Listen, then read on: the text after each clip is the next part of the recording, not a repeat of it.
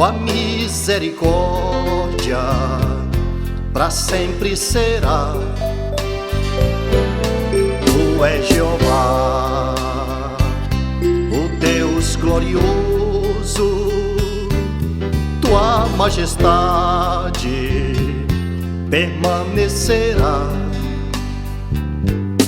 Tu és Jeová, o Deus poderoso, teu poder nunca mudará, porque só em ti reside a existência e a vida de tudo.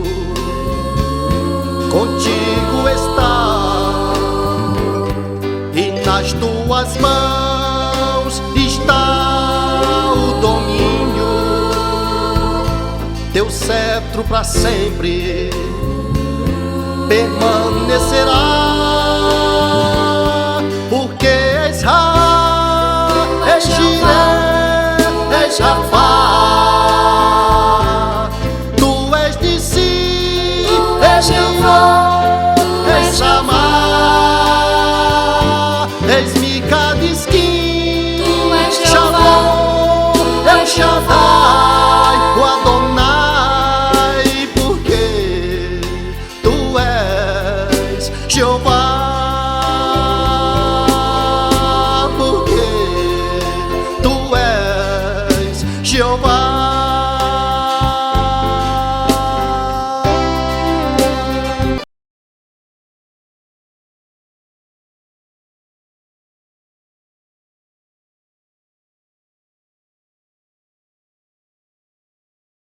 Nós temos agora uma série chamada As Grandes Revelações do Tabernáculo.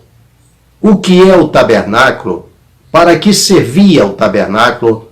Qual a lição do tabernáculo?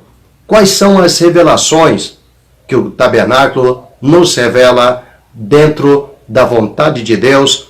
Quem é Deus? Etc. No tabernáculo, nós temos as grandes revelações de Deus para a igreja odierna, para o povo de Israel naqueles dias e também agora. Para a igreja, as revelações elas se tornam muito mais refinadas, muito mais alusivas e também muito mais lúdicas. Elas se tornam muito mais claras para a igreja, porque a igreja tem o Espírito de Deus. A igreja é um mistério de Deus. E nela se revela a grande vontade de Deus, o segredo de Deus. Os que estão do lado de dentro da igreja, eles conhecem, entendem as maravilhas de Deus. Eles compreendem os mistérios de Deus. Por isso Deus falava, através de Jesus, com seus discípulos, não por parábola. Somente com os demais ele falava por parábola, mas com os discípulos, o próprio Jesus dizia que ele falava com eles diretamente, sem parábola. Então, entenda que ele queria revelar para os seus servos coisas que não podia revelar a outros. Assim também é hoje na igreja. Existem revelações dentro da igreja para a igreja e não para o mundo. O mundo não pode compreender. Se você tiver algumas dúvidas, leia o meu livro sobre eclesiologia. É um livro chamado O Segredo da Montanha Azul. Procure ler esse livro e você vai entender muitas coisas que ficam obscuras hoje, que o mundo não pode saber. É somente para a igreja de Jesus. Se você é a igreja, se prepare para as grandes revelações da parte de Deus, principalmente nesses últimos dias, em que a igreja já está para ser arrebatada. Então as grandes maravilhas são reveladas agora, não somente para a igreja, mas para as potestades, como diz a palavra do Senhor, que a sabedoria de Deus é revelada às potestades pela igreja, através da igreja, porque o Espírito Santo está na igreja. E Jesus diz, quem tem ouvidos, ouça o que o Espírito diz às igrejas. Amém? Vamos então adentrar ao nosso estudo hoje, que nós temos para a nossa meditação, para o nosso crescimento espiritual. Ele está no livro de Êxodo, capítulo de número 25, e o versículo 1 a seguir. Não vamos ler tudo, porque não dá para meditarmos em toda a leitura de uma forma textualizada. Mas nós vamos trabalhar em cima das grandes revelações do tabernáculo. Aquilo que Deus quis revelar e ainda revela através do tabernáculo. As perguntas que nós fazemos sempre é a seguinte: você conhece as revelações do tabernáculo? O que significa o tabernáculo? O que quer dizer tabernáculo? E também, o tabernáculo ainda existe? Você sabia que ele existe até hoje? Pois é, nós vamos descobrir essas coisas no decorrer desta série. Vamos então ao nosso texto bíblico, que diz o seguinte, Êxodo 25, verso 1, diz assim: Então falou o Senhor a Moisés, dizendo: Fala aos filhos de Israel que me tragam uma oferta alçada de todo homem cujo coração se mover voluntariamente, dele tomareis a minha oferta alçada. Verso 3. E esta é a forma, a oferta alçada, que tomareis deles: ouro, prata, cobre e pano azul, púrpura, carmesim, linho fino, pelos de cabras e peles de carneiros tintas de vermelho e peles de texugo e madeira de cetim e azeite para a luz e especiarias para o óleo da unção e especiarias para o incenso e pedras sardônicas e pedras de engaste para o éfode e para o peitoral. E me farão um santuário e habitarei no meio deles, conforme tudo o que eu te mostrar, para modelo do tabernáculo e para modelo de todos os seus móveis, assim mesmo o fareis. Muito bem, eu creio que você deve ter entendido, pelo menos, a convocação de Deus para que o povo trouxesse uma oferta. Agora entenda uma coisa. Veja a forma em que Deus se refere. Então falou o Senhor a Moisés: Fala aos filhos de Israel que me tragam uma oferta alçada, quer dizer, levantada. Levantem uma oferta de todo homem cujo coração se mover. Ele diz em seguida, voluntariamente: dele tomareis a minha oferta. Isso aqui é muito importante. Veja, dele, daquele de cujo coração se mover voluntariamente, ele diz assim: dele tomareis a minha oferta. Muito engraçado. Parece-nos que a oferta só é oferta depois que entregamos ao Senhor. Não, ela é oferta enquanto está nas nossas mãos também.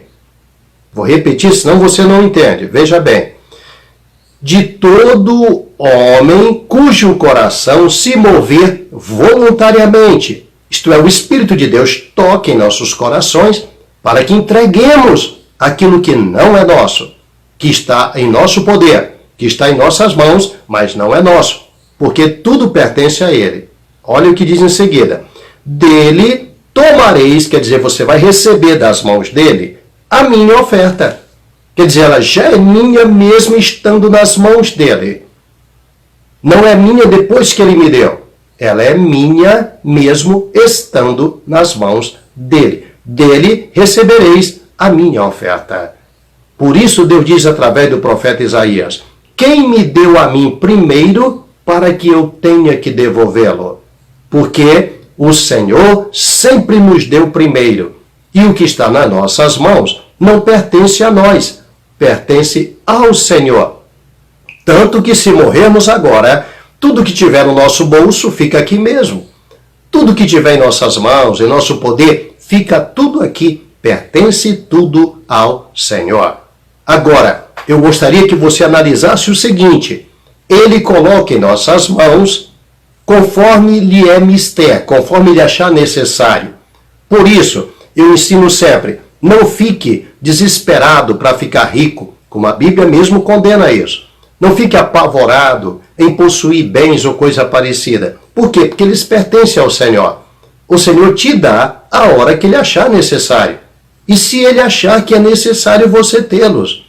Senão, ele prefere suprir as tuas necessidades de uma outra maneira. E não da forma em que você quer.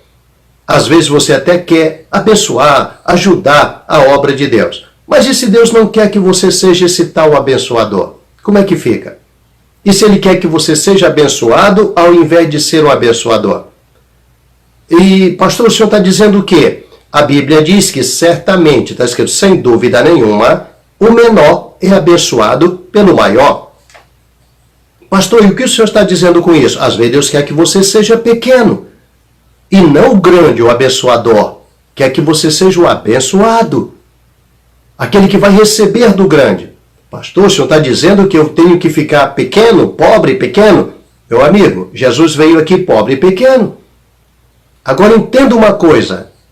Será que Deus não usa as coisas pequenas para confundir as grandes?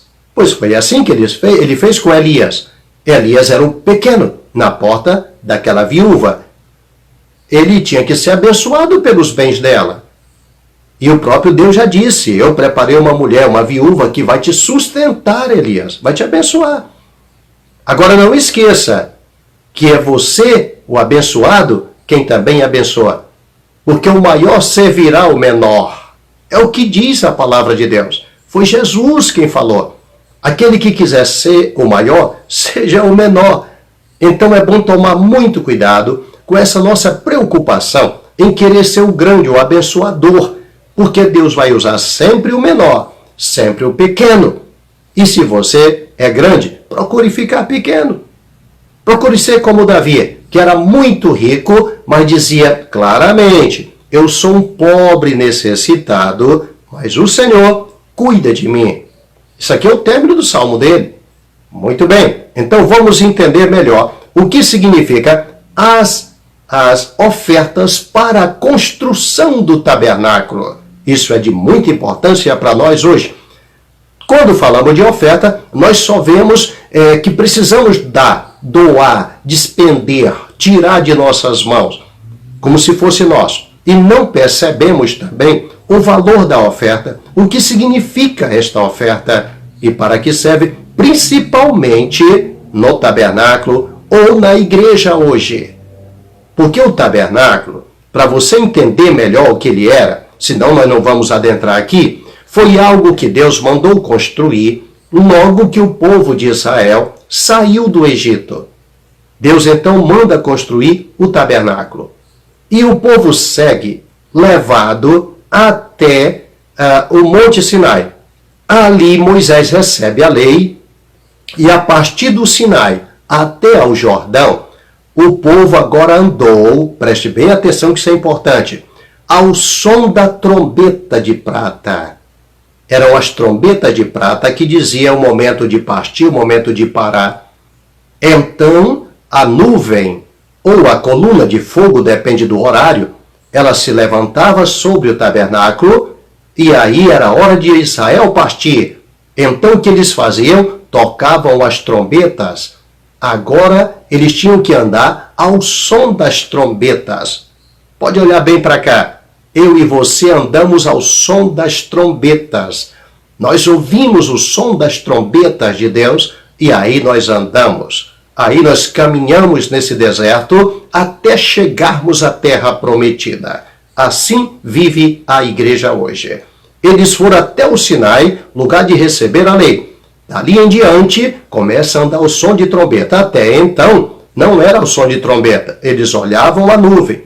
Agora, era o som da trombeta. Olhavam a nuvem e a trombeta tocava. O que quer dizer isso? Se eles tocassem a trombeta e o povo não obedecesse para caminhar e fosse à noite, por exemplo, eles teriam que, quem ficasse para trás em desobediência, ficaria no escuro. E se alguém resolvesse caminhar antes da trombeta soar, o que aconteceria? Ele caminharia no escuro. Por isso, não caminhe, não ande sem a trombeta soar. Não fique para trás quando a trombeta soar. Em suma, não seja desobediente onde você está. Fique atento à trombeta soar, porque nós vamos ouvir o som da trombeta no arrebatamento, e quem está acostumado a ouvir o som da trombeta vai subir. Quem é desobediente vai ficar. Por isso que nós precisamos estar atento ao som da trombeta. O som da trombeta é muito importante na nossa caminhada, nesse deserto escaldante em que estamos caminhando. Agora, preste atenção mais uma coisa. Quando cada um sai do Egito, eles agora vão começar a habitar em tendas, barracas, e começaram a formar barracas. Cada um tinha a sua. Deus então diz: fala aos filhos de Israel que me tragam uma oferta alçada de todo homem cujo coração se mover voluntariamente, e dele tomareis a minha oferta alçada. Veja como ele encerra dizendo aqui no trecho que eu li. Ele diz assim, versículo 8: e me farão um santuário e habitarei no meio deles. Como podemos entender isso? É como se Deus estivesse dizendo: vocês cada um tem a barraca de vocês. Agora eu vou mandar vocês fazerem uma barraca para mim, que eu quero morar junto com vocês. Meu Deus, que coisa tremenda! O mesmo Jesus, ele disse: estarei convosco todos os dias, até a consumação dos séculos. Ele quer andar conosco. Ele quer caminhar conosco. Ele quer também morar conosco. Ele mesmo prometeu. E aqui eu vejo Deus dizer: eles não vão entender se eu apenas invisível andar com eles. Eu vou mandar fazer uma tenda também para mim. Eu vou mandar fazer uma barraca para mim. E eu vou morar lá dentro com eles também, porque eu os amo muito. Quero estar junto com eles. E a única forma deles perceberem que eu também moro com eles, que eu quero ser semelhante a eles, para que eles sintam a minha presença, para que eles saibam que eu estou ali. Então a palavra tabernáculo significa morada. É uma residência, é um lugar que Deus escolheu para morar com ele. A palavra que traduz tabernáculo é morada. É uma casa, morada, lugar de morar. Mas veja que é uma casa provisória. É uma casa que se monta e desmonta. Uma barraca se monta e desmonta. Então aí que está o segredo que nós precisamos entender o que é o tabernáculo. Por isso esse estudo aqui agora. O tabernáculo eles tinham que montar e desmontar. Jesus foi montado e desmontado. É tanto que aqui esse trecho nosso, ele nos diz o seguinte: olha o que Jesus fala: destruí esse tabernáculo e em 3 dias eu reconstruirei. Deu para entender agora? O que significa montar e desmontar? Desmontar o tabernáculo há 2000 anos atrás. Dentro de 3 dias, ele remontou novamente, ele fez tudo outra vez, levantou-se e subiu. A Bíblia nos diz, quando Jesus fala: destruí esse tabernáculo e em 3 dias eu reconstruirei, o povo achou que ele estava falando do templo, mas a própria Bíblia diz: eles não entenderam que ele estava falando do corpo dele. Então o corpo dele, o corpo de Cristo, é o tabernáculo. Muito bem. E o que é o corpo de Cristo, meu irmão, minha irmã? O corpo de Cristo é a igreja. Então o tabernáculo é a igreja?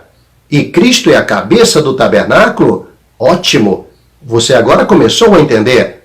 Então entenda mais uma coisa. O tabernáculo, além de ser o corpo de Cristo, além de ser a igreja, ele é também Cristo, e ele tem as maiores profecias que muita gente ainda não conseguiu entender, inclusive o povo de Israel. Mas a igreja já começou a entender muito bem. Primeiro, veja que, se você analisar a posição das peças do tabernáculo, nós vamos estudar tudo isso nessa série. Se você analisar a posição das peças em que elas eram mandadas ser colocadas, como Deus mandou colocar, você vai perceber que elas formam a cruz de Cristo. À entrada do tabernáculo, você encontrava o altar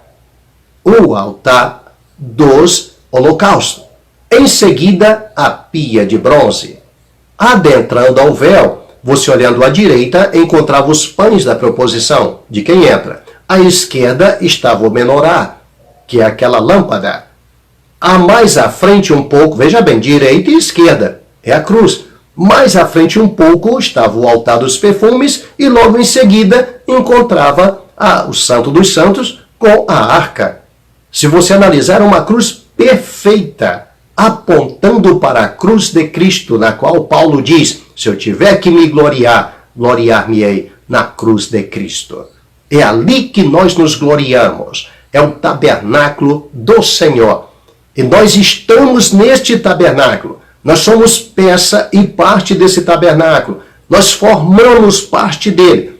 E nós vamos estudar, ainda nessa série, o que significa essas três partes, o que significa cada parte e como nós poderíamos estar em cada uma dessas partes. É onde você vai se encontrar e entender em que lugar do tabernáculo você está. Se Deus quiser, nestas lives, nesta série, você vai descobrir em que lugar do tabernáculo você está, ou se você não está nele. Aí é que está o perigo. Por isso precisamos estar bem atento para compreendermos o significado do tabernáculo, as grandes revelações do tabernáculo, que nem Israel, eu creio que nem o próprio Moisés conhecia e nem entendia. Porque essas coisas só são reveladas pela igreja. Não era necessário e nem se podia revelar na época. Para você ter uma noção, os discípulos, quando Jesus sobe ao céu definitivamente, viu, do Monte das Oliveiras, eles ainda perguntaram se era naquele tempo que Jesus ia levantar o reino de Israel, tirar debaixo do jugo romano. O que Jesus diz a eles? Ele diz, não compete a vós saber os tempos e as estações que o Pai determinou pelo seu próprio poder. Mas recebereis a virtude do Espírito Santo que há de vir sobre vós, e servieis testemunha, tanto em Jerusalém, como em Judéia, Samaria e até os confins da terra. Veja que ele diz, não compete a vós, isso aqui não é para vocês. Será revelado lá na frente ainda.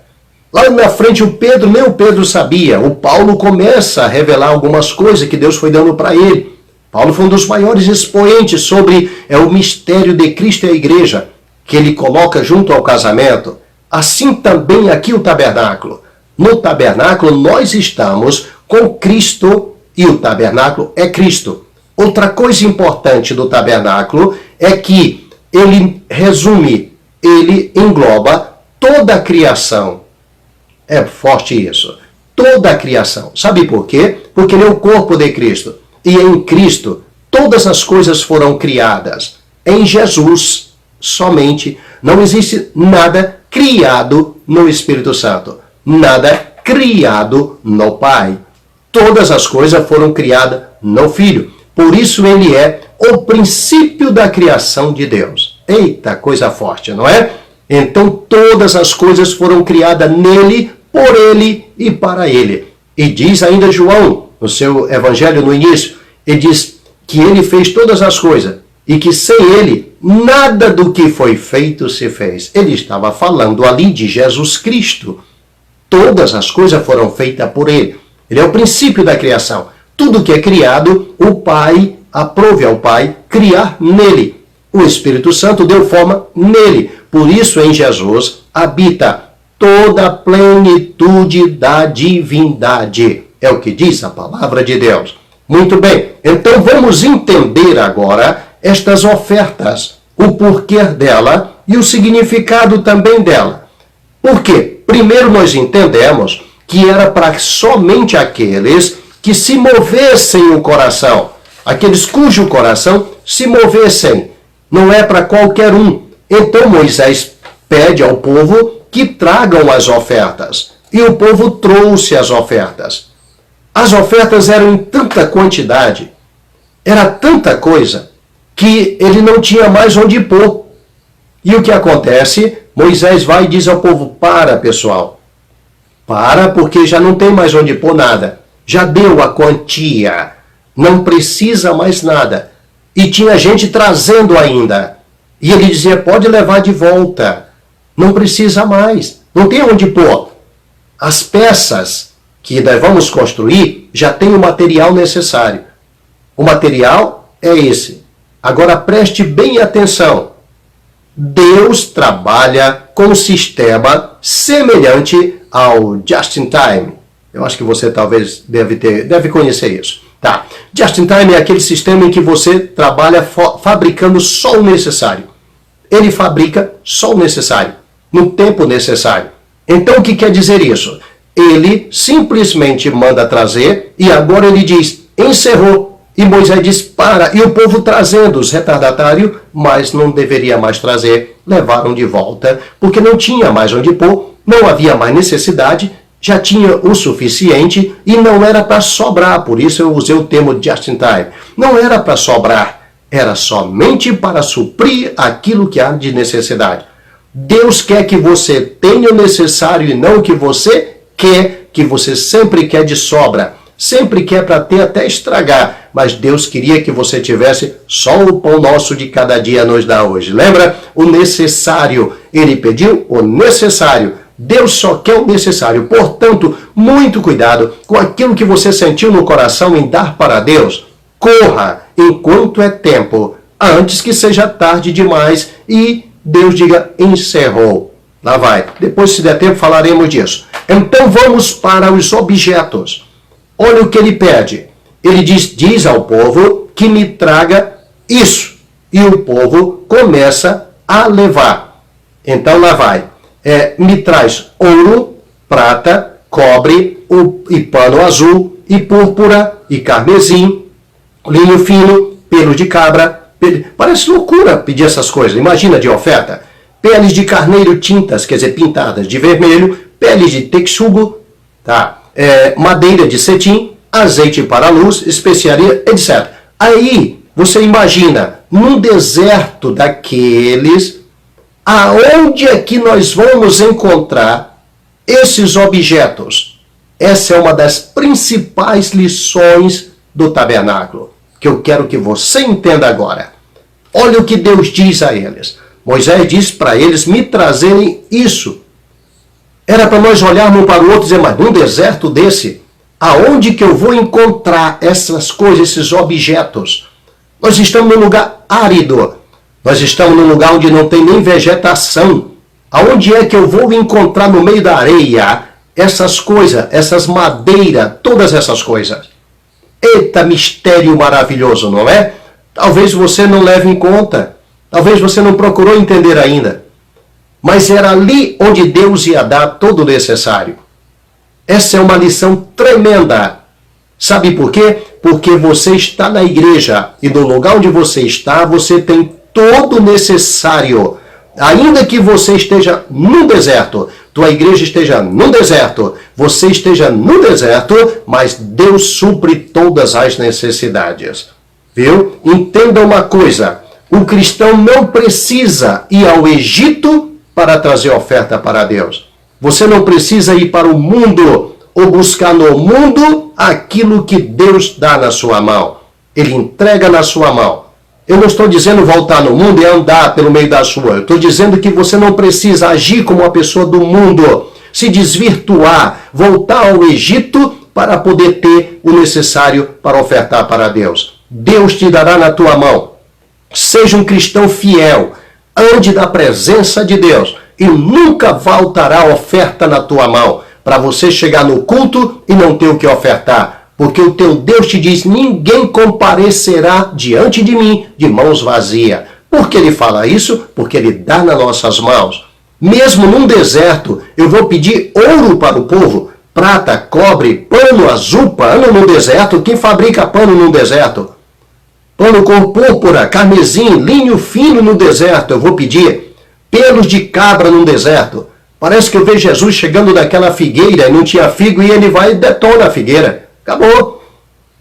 Quando ele te pede, ele sabe que você pode dar. Ele sabe que você tem para dar. Quando ele toca no teu coração é porque você consegue. Então aqui nós encontramos pele de texugo, preste atenção, madeira de cetim, azeite para a luz no deserto, especiaria para o óleo da unção. Eu vou colocar então essas árvores que vão produzir isso. Era tirado de 5 tipos de plantações diferentes, inclusive o azeite.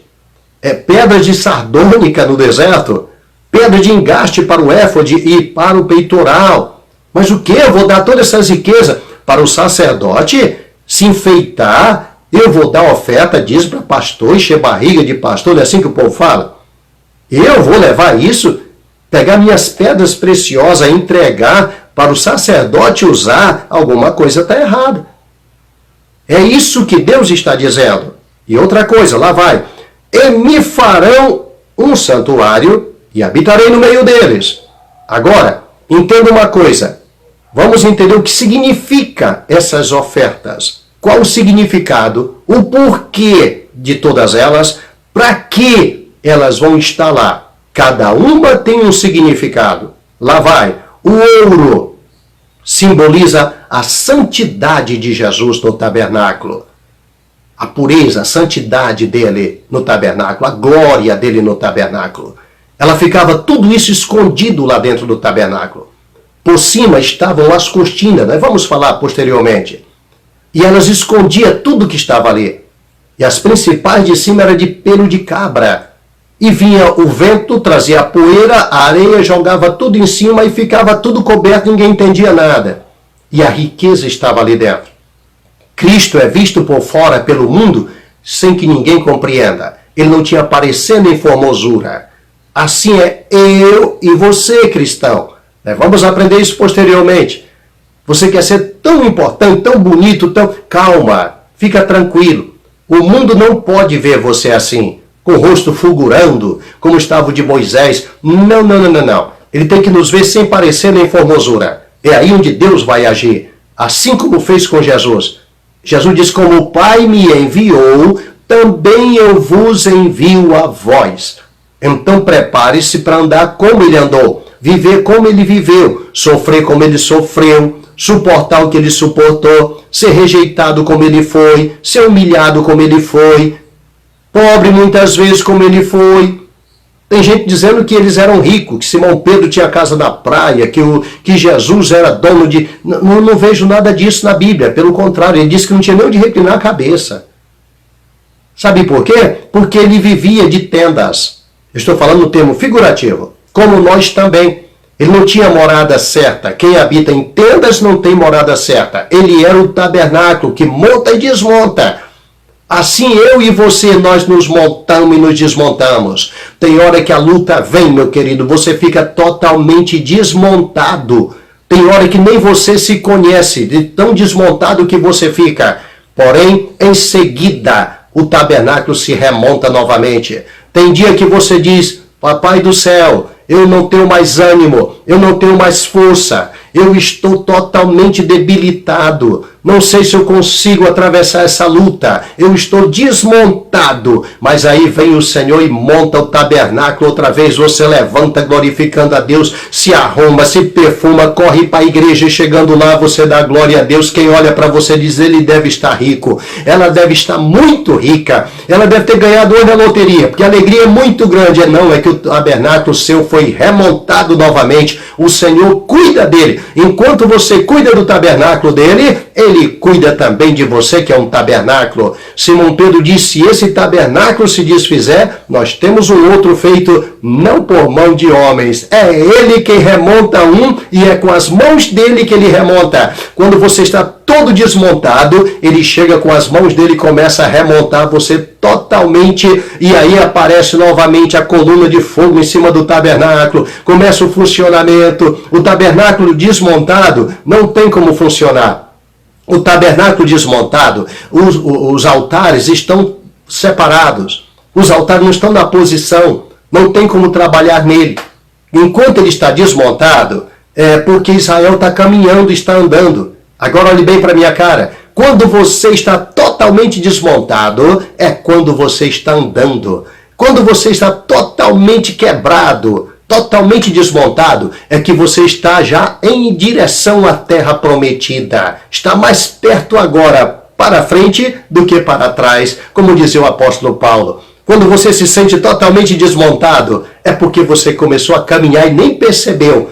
É porque é na fraqueza que o poder de Deus se aperfeiçoa. É na fraqueza que você avança cada mais vezes em direção, passo a passo, à terra prometida. Quanto mais luta, mais você se aproxima. Um coração quebrantado, Deus não rejeita. É quando ele se aproxima mais de você. Muito bem, então vamos lá. O ouro simboliza a santidade de Jesus. A prata, a salvação de Jesus no tabernáculo. Através do seu corpo ele nos salvaria com seu sangue. O cobre, a riqueza da graça de Jesus. O pano azul, Jesus o celestial. A púrpura, eu estou botando na ordem que ele pediu. O pano de púrpura, Jesus o rei, que reinaria sobre a terra e reinará mesmo. O carmesim, o pano cor carmesim, Jesus o servo de Jeová, o sangrento, o servo que sofreria, o sofredor, aquele que seria esbofeteado, esmurrado, atravessado os pés e as mãos, o sangue escorreria, é ele, chicoteado, entendeu? É o servo de Jeová que ele cita no livro do profeta Isaías. O linho fino, Jesus, o homem perfeito, linho fino, tá? Os pelos de cabra, Jesus, sem aparência externa. As peles de carneiro, tinta de vermelho, Jesus, o cordeiro sofredor. Ele pediu bem claro, de carneiro e tinta de vermelho. Quer dizer, o cordeiro de Deus que tira o pecado do mundo, o sofredor. E pele de texugo. Você sabe o que é texugo? Aonde vamos achar texugo lá no deserto? Você sabia que nós não temos texugo no Brasil? Os texugos mais conhecidos tem nos Estados Unidos, tem na Europa. Texugo, você sabe o que é? Eu sei que você não sabe, talvez. Texugo é um animalzinho, tá? Ele cresce cerca de 23 a 30 centímetros de altura. Ele é pequeno, ele chega a 50 centímetros de comprimento, dependendo do tipo. Existem mais ou menos 8 tipos de texugo. Ele é um animalzinho semelhante a uma lontra. No Brasil tem muita lontra, mas texugo não existe. Existe também o texugo mel, texugo mel.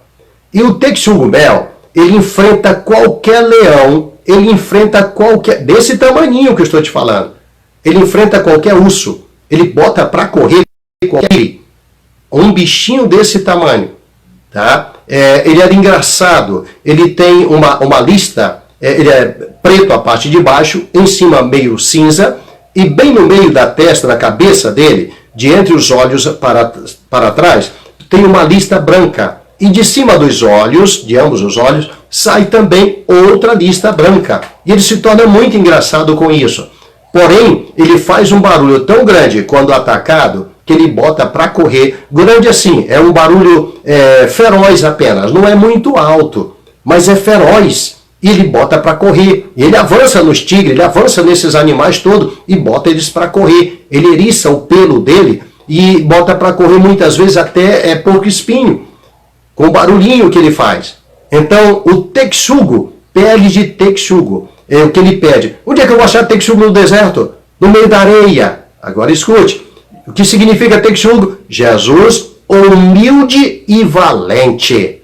Eita, é o leão da tribo de Judá. É um bichinho pequeno, mas bota os piores para correr. Esse é o nosso Jesus, viu? Ele veio pequeno, mas não tinha demônio que aguentasse ficar perto dele. Ele botava para correr. Onde ele chegava, a situação se normalizava. Isso tanto faz em Gadara. Aonde ele chegava, os demônios se jogavam nos pés dele e sabia que ele ia botar para correr. O pequeno texugo, viu? Como diz aqui a palavra de Deus. Muito bem. E madeira de cetim.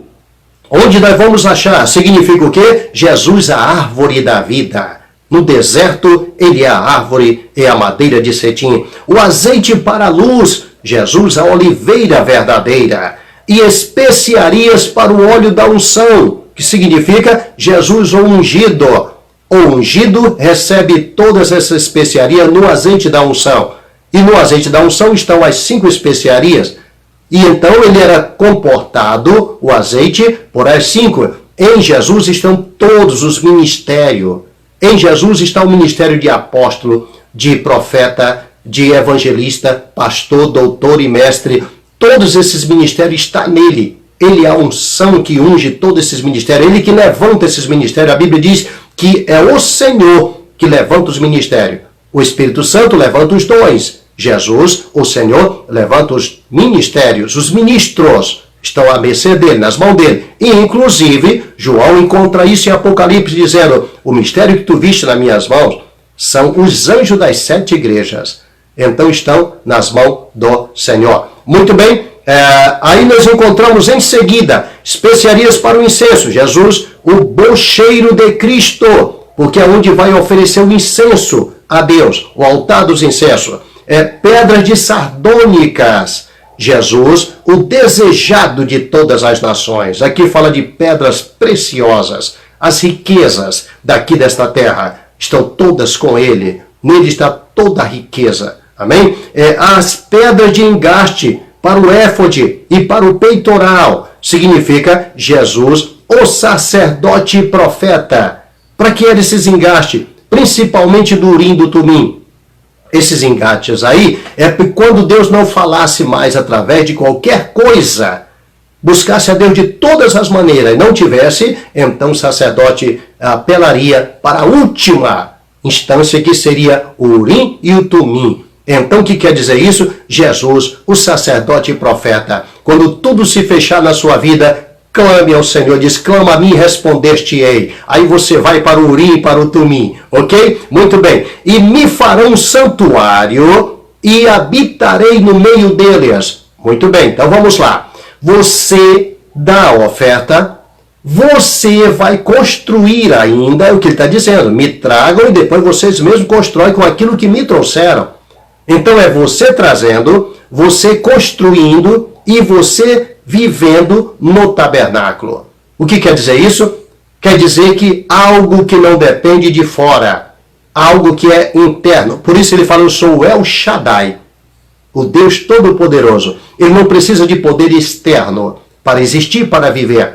O próprio tabernáculo monta e se desmonta, o próprio tabernáculo se trabalha dentro dele, ele mesmo faz todo o trabalho. No tabernáculo está o sacerdote trabalha ali dentro. Jesus é sumo sacerdote, Jesus é o tabernáculo, Jesus é os vasos do tabernáculo, Jesus é as ofertas do tabernáculo e Jesus é também a essência de tudo que move o tabernáculo. Entendeu agora? Porque o tabernáculo é o corpo de Cristo, é o lugar onde Deus opera, é onde Deus está, é onde Deus mora. Muito bem. Então vamos em frente. O que nós aprendemos sobre isso?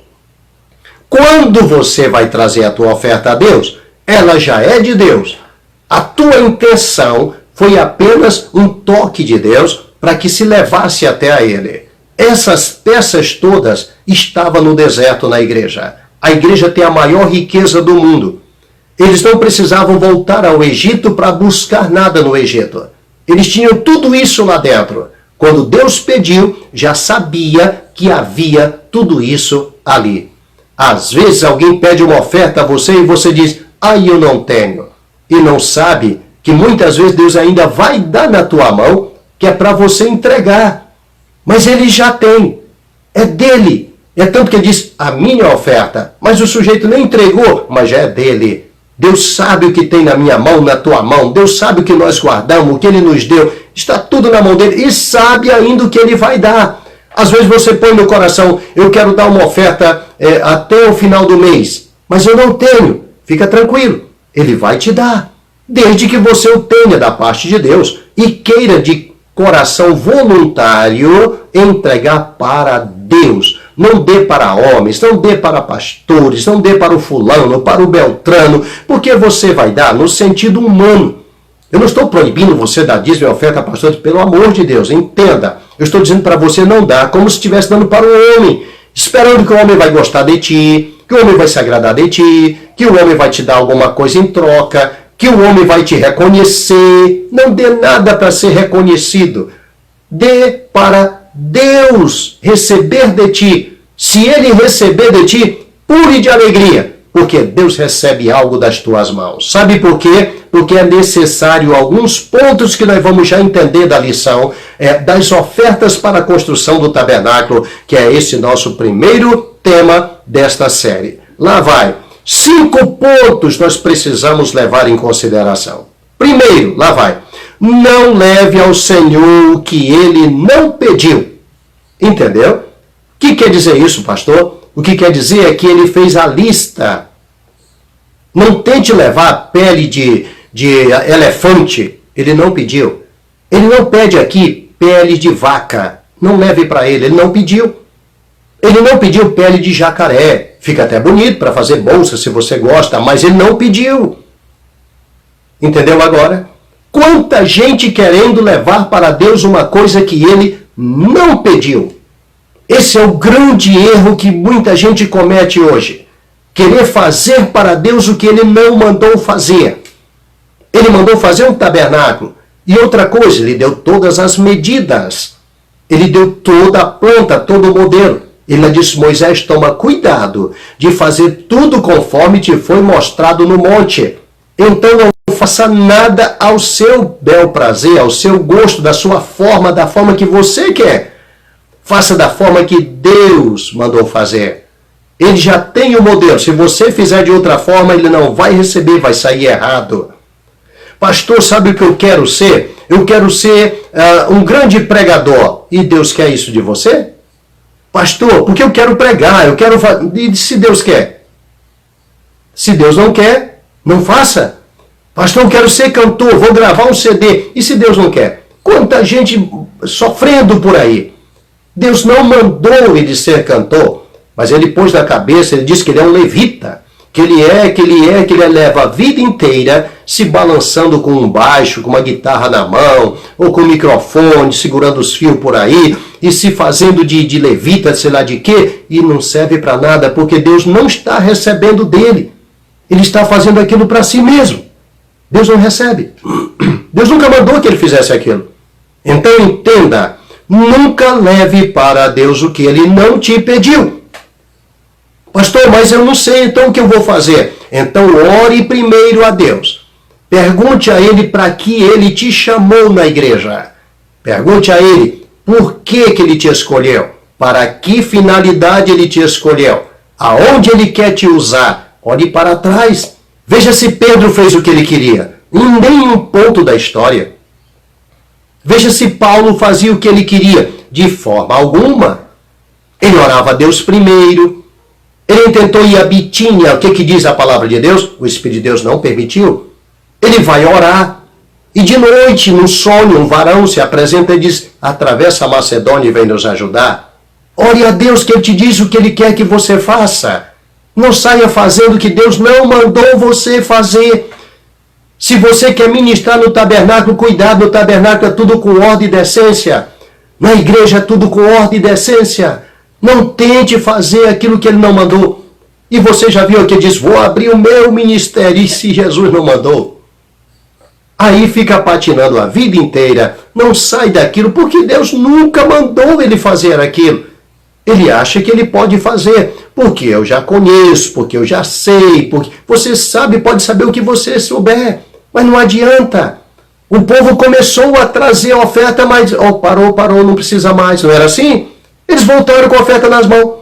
Então o fato de você ter, não quer dizer que Deus quer que você faça, ou que você dê a Ele. O fato de você ter, não quer dizer que Deus te quer aquilo. Cuidado! Ah, mas eu tenho conhecimento da palavra, mas eu tenho tal. Então espere Deus mandar. Paulo esperou. Paulo estava na igreja de Antioquia esperando Deus mandar. Ele não saiu dizendo, eu vou ser o apóstolo. Nada disso. Ele esperou. Todos os profetas no passado, eles esperaram Deus os enviar. Todos os sacerdotes esperavam ser ungido. O sacerdote esperava que o sumo sacerdote os escolhessem. Ninguém se escolhe por si, ninguém se unge por si, ninguém se batiza por si. Tome cuidado. Não dê a Deus aquilo que Ele não te pediu. você vai ter problemas.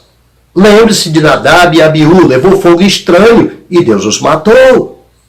Lembre-se de Uzá, olha o que aconteceu com ele. Ele foi pôr a mão na arca, olha o que deu. Foi tentar ajudar onde não era para ajudar, onde não era para pôr a mão, onde Deus não mandou. Ele foi pôr a mão, e ali o que aconteceu? Deus precisa de uma mãozinha? Não, ele matou. A Bíblia nos diz claramente, quando fizerdes, foi Jesus quem disse isso, quando fizerdes tudo que vos for mandado, é para dizer, sou servo inútil. Então preste bem atenção, espere ser mandado fazer. Quando for mandado fazer, corra e faça imediatamente. Senão você vai perder a oportunidade. Quem chegou atrasado, perdeu a oportunidade. Porque foi levar uma coisa que ele não pediu. Ou que ele pediu fora de tempo. Ele foi levar fora de tempo. Então lá vai. Segundo, dê de todo o coração voluntariamente. Não dê nada que não seja voluntariamente. Não dê constrangido. Não dê pensando que aquilo vai te faltar ou coisa parecida, porque Deus sabe o que você tem. Deus sabe a falta que vai fazer no teu bolso se você despender aquilo. Mas o teu bolso não é teu. Quem vai repor é Deus. Porque o teu bolso não é teu. Porque a tua vida não é tua. Porque os teus bens não são teus. Se tu partir agora, eles ficam. Eles são de Deus. Ele diz claro, a mim pertence toda a prata e todo o ouro. Resumindo, tua esposa não é tua, é de Deus, foi Ele quem criou. Teu marido não é teu, é de Deus, foi Deus quem criou. Teu filho não é teu, é de Deus, foi Deus quem criou. Quando ele adoece, tu fica desesperado. Ai, Deus, cura o meu filho, Deus tem misericórdia. Se tu não curar meu filho morre. É claro, é dele. Por isso ele pediu a Abraão, o filho dele. Porque era do Senhor. Nada é nosso, é tudo dele, por ele e para ele, diz a palavra do Senhor. Então não dê nada constrangido, mas dê de todo o coração. Um corinho que cantávamos antigamente foi tirado daqui, da carta de Paulo aos Coríntios, que dizia, quem dá com alegria lá no céu brilhará. Lembra? Pois é um corinho que se cantava. Por quê? Dê com alegria. Paulo disse aquele que exercita misericórdia com alegria. Então dê com alegria, tanto para o Senhor, isto quer dizer, para a igreja, onde você estiver, como para um irmão, uma pessoa necessitada, dê com alegria, porque você está dando para o Senhor. Não dê para homens, dê para o Senhor. Tudo que fizeres, fazeis em nome do Senhor Jesus, diz a palavra de Deus. Outra coisa importante, o terceiro, ele só pede aquilo que você tem. Um crente não precisa buscar no Egito. No Egito tinha todas essas especiarias. Até o texugo, ele não nasce no deserto, então imagina. Mas o Senhor sabia que eles tinham isso lá. O Senhor, quando te pede, Ele sabe que você tem. Ou então que você vai ter. Então se prepare. É o que diz aqui. É o que nós entendemos. Então por isso, o crente não precisa desviar-se, voltar ao Egito. Não precisa se desvirtuar para poder conseguir algo na sua vida. Você não precisa mentir. Deixa eu trocar em miúdos, senão você não vai entender. Você não precisa mentir. Você não precisa usar de falcatruas. Você não precisa usar de pecados ou coisa parecida para poder adquirir algo para a sua vida, porque o Senhor já tem de mistério para ti. Então, quando Ele te pedir, dê aquilo que é santo para Ele, aquilo que Ele mesmo te deu, que pertence a Ele e que está apenas no nosso poder, nas tuas mãos. Quarto, não espere o prazo acabar. É o que o povo fez aqui. Deus tem uma quantidade a ser completada. Não espere o prazo acabar. Isso se resume em todas as áreas, ok? Ah, eu tenho aqui, eu quero dar meu dízimo, mas vou esperar o dia tal. Eu tenho oferta, mas vou esperar para o dia tal. Não segure na sua mão, porque pode ser tarde demais. Enquanto você segura para dar só da semana que vem fazendo graça, você pode não viver até a semana que vem. E aí você não deu o que era de Deus, você prendeu na sua mão. E ficou aqui e já era de Deus mesmo. Pouco importa agora, entenderam? Por isso, Corra no momento em que Deus tocou no teu coração. Não fique esperando como outros ficaram naquela época e quando foram trazer, era tarde demais. Agora Moisés já tinha mandado dizer, para. Não traga mais. O que eles fizeram? Voltaram com elas na mão. Quem sabe se você morre, chega diante de Deus dizendo, eu brinquei com o que não deveria ter brincado. Não é? Esse é um lado. E se de repente vem um infortúnio e alguém te rouba? Ou então, se você mesmo perde? Ou se um ladrão te rouba? Ou se vem um infortúnio na tua vida e você é obrigado, às vezes, como muita gente faz, muitas vezes que também está errado, pegar o dízimo que ele estava guardando para comprar tal coisa, pagar tal coisa, e aí, como é que fica? Não era melhor ter levado logo e te deixado o local livre, dizendo, Deus, o bolso está vazio, para Deus agora encher o teu bolso? Era bem melhor. Então é o que eles fizeram aqui. Quando foram levar, era tarde demais. Agora não tinha valor para Deus. O valor é só enquanto está ali. Eu estou falando de objetos. Agora eu vou falar mais forte. Lá vai. Isso aqui se resume também à vida ministerial e espiritual. Tudo quanto te vier à mão para fazer, faz conforme as tuas forças. Então, se veio a tua mão para fazer, corre. Não faz graça. Por quê? Porque te veio a tua mão, está na tua mão para fazer. Foi Deus que pôs na tua mão para fazer. Então corre e faz conforme as tuas forças. Ele disse porque na sepultura para onde tu vai, ele foi bem claro, tu vai morrer, rapaz. E vai ser tarde demais quando tu quiser fazer. Isso se resume aqui também na vida ministerial e também na vida espiritual. Tome muito cuidado com isso. Quando você for querer fazer o que era para você ter feito, Deus já mandou outra pessoa fazer. A oferta já foi dada por outro no teu lugar. Entendeu? Quer ver outra coisa importante? Quanto ao tabernáculo, ele está sendo construído. Ele está construído, sabe com o quê? Com almas. O corpo de Cristo é formado de almas. Igreja, membros, pessoas. Você está ganhando almas. Você está levando almas a Cristo. O que você está fazendo? Eu conheço pessoas que às vezes estão tirando o que está dentro da igreja. Dando mau testemunho, causando divisão na igreja, causando problema e tirando pouco que está ali. O que é que você está fazendo? Porque quando completar o número de almas, a igreja vai ser arrebatada, o tabernáculo está pronto, meu querido.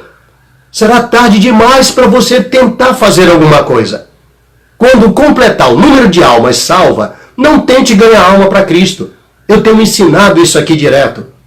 Veja bem uma coisa. Preste atenção que depois do arrebatamento da igreja, não terá mais igreja. Não terá mais oportunidade para você ganhar alguém para Jesus. Não tente orar ligando alguém no reino do céu, porque foi tirado o Espírito Santo, que convence, que liga ao reino do céu, chamado igreja, foi tirado da terra, querido. Não está mais com você. Ele esteve com você dando toda a oportunidade, por isso você ficou. A igreja foi concluída. As peças do tabernáculo estão prontas, estão no céu já. Acabou o tempo. Agora é tarde demais para você ganhar uma alma. É tarde demais para você fazer a obra de Deus. Você perdeu tempo arrumando encrenca na igreja, causando problema, ou em casa à vontade, sei lá, fazendo alguma coisa que não deveria, e quando você foi trazer a sua oferta, foi tarde demais. Agora ele já diz, encerrou. O material para o tabernáculo está pronto. O material para o tabernáculo já está aqui. Vai ser aprontado o tabernáculo, vai ser construído, vai ser erguido. A glória de Deus vai se manifestar, como realmente se manifestou na inauguração do tabernáculo. E muita gente ficou com a sua oferta na mão, olhando para lá e dizendo, eu gostaria que a minha também estivesse lá, mas era tarde demais. Não pôde estar. Eu tomara que o teu nome esteja na Jerusalém Celestial. Eu tomara que o teu nome esteja também nos fundamentos da cidade, que é o tabernáculo celestial. Eu tomara que isto tudo esteja lá. Está escrito, eis aqui o tabernáculo de Deus com os homens na Jerusalém Celestial. Tomara que isso ocorra, porque o tabernáculo existe até hoje. Está escrito assim. E foi aberto os céus e apareceu o tabernáculo de Deus no céu e a arca do seu concerto. Quem diz que o tabernáculo acabou se não existe, perde seu tempo. O tabernáculo permanece. Aquilo ali foi uma pequena cópia que Moisés construiu. Ele permanece no céu. Jesus é o tabernáculo, ele foi bem claro. Jesus é o lugar onde se adora a Deus. Você não adora a Deus em lugar nenhum. Deus não aceita de você nenhum sacrifício se não for no corpo de Cristo, se não for em nome de Jesus, se não for em Cristo. Se alguém está em Cristo, nova criatura é. O tabernáculo é Cristo. E se não entrarmos para ele, não seremos nova criatura. Vamos, mas tem mais uma ainda. O último tópico diz assim: a oferta mais importante é você, com as mãos e o coração limpo. Você sabe por quê que a oferta de Caim não foi aceita? Por causa das mãos dele sujas e também por causa do seu coração sujo. Somente uma pessoa de coração limpo pode também adorar e ver a Deus. Então, só vai estar lá quem tem o coração limpo, as mãos limpas, para poder chegar lá. Está escrito no Salmo de número 15. Quem entrará no teu tabernáculo? Da baixa deremai. Você achou que o tabernáculo não existe mais? Então agora você sabe. Pastor, mas o tabernáculo já deixou de existir, isso aqui é antigo, meu querido. Então rasga o Salmo 15. O Salmo 15 está vivo, a palavra de Deus está viva, o tabernáculo existe. O Salmo é reto e é hoje, a palavra de Deus é hoje. O tabernáculo está lá, nós vamos entrar no tabernáculo eterno. Quem entrará no teu tabernáculo? Quem morará contigo lá? Pois é lá que nós vamos estar. Ele existe, é real. O tabernáculo é Jesus. Precisamos estar lá e só estará lá quem tiver de mãos limpas e coração limpo. Jesus foi bem claro, olha o que ele diz. Se tu vier trazer a tua oferta e ali te lembrar que o teu irmão tem alguma coisa contra ti, quando ele fala isso, ele está dizendo, se você magoou o teu irmão, se você machucou o teu irmão, se você fez algum mal contra o teu irmão, então vai lá e arruma. Ele não está dizendo para aquele irmão que não gosta de você, não gosta da tua cara, deixa ele lá, nada tem a ver. Paulo diz, estando em vós, tem de paz com todos os homens. Então, se tu não fizeste nada com ele, ele apenas tem inveja, sei lá, de ti, deixa ele lá, não liga não, cuida de ti. Mas se você magoou algum irmão ou coisa parecida, corre lá, pede perdão, depois tu traz a oferta, senão ele não recebe. Por isso não recebeu a de Caim, porque o coração dele estava pervertido, o coração dele tinha coisas ruins lá dentro. Então cuidado com a tua oferta e com aquilo que você vai ofertar a Deus. A oferta maior não é o que você leva, a oferta maior é você mesmo. Jesus disse, o meu galardão está comigo para dar a cada um segundo as suas obras. O que quer dizer isso? O galardão é ele. E nós somos o quê? As nossas obras que vai ser julgado lá. Mas as obras, adianta ser julgado as obras sozinhas se nós não estivermos lá? Então o importante é nós. É lá que nós vamos receber o galardão. Se nós não estivermos lá, tiver só as obras, de que adianta? Para que julgar? Não serve para nada. Nem lá vão chegar. As obras os seguirão. Quer dizer, onde nós estivermos, elas nos seguirão. As suas obras os seguirão, diz a palavra do Senhor. Então, importante aí, na tua oferta, não é a tua oferta, é você. Senão Deus não receberá das tuas mãos. Quanta gente ofertando hoje, brigando com seus irmãos, causando problemas com seus irmãos, desentendendo com os irmãos, causando divisão na igreja, problema na igreja, e ele quer ofertar a Deus, achando que Deus vai receber isso dele, mas nunca que Deus vai receber. Deus não se compra, nem se vende, não se compra com oferta, meu querido. Deus, ele recebe a oferta que ele te pediu e de um coração voluntário e limpo, mãos limpas, senão ele não receberá. Vai perder o teu tempo e perder a tua oferta. Ele vai olhar para o lado e dizer, manda levar de volta. O nome dele é Deus. Ele é santo, justo e reto. E ele te chamou, te escolheu para ofertar a ele. Vou só repetir para nós chegarmos a uma conclusão. Por exemplo, Apocalipse capítulo 5, verso 10, ele diz o quê? E ele os comprou, homens de tribos, povos, nações e línguas, e os fez reis e sacerdotes. e reinarão com ele sobre a terra. O que quer dizer isso? Ele chamou eu e você, nos comprou com seu sangue para sermos sacerdote. O que sacerdote faz? Oferece oferta, oferece sacrifício, e é o que nós vamos oferecer a ele todos os dias, com um coração limpo, um coração voluntário, com as mãos limpas e com a consciência pura diante de Deus. Deus te abençoe, em nome de Jesus.